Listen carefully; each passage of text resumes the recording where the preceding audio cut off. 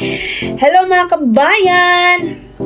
Konnichiwa po sa atin. So good news or bad news po ba ito sa mga Filipino o sa mga naninirahan dito sa Japan? So nakatanggap na ba kayo ng notification of social insurance information ninyo?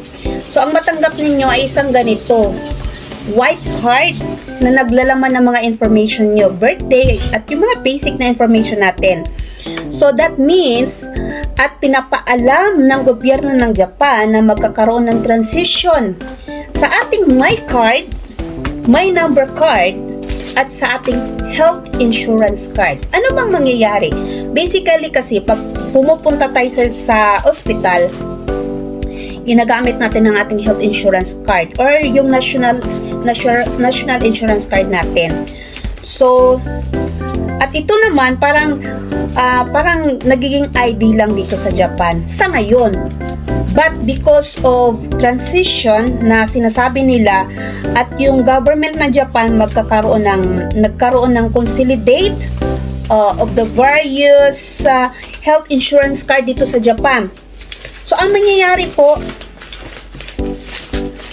itong My Number Card at Health Insurance Card ay pag-iisahin.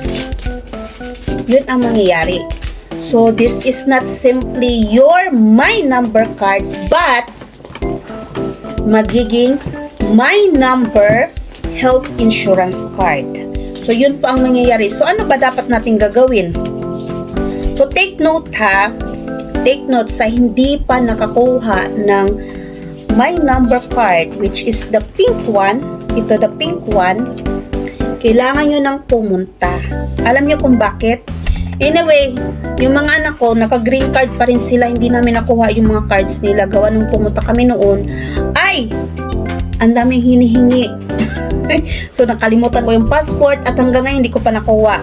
So, ano bang mangyayari? Ito, yung blue card or your national insurance card, magagamit nyo pa rin until December 2, 2024.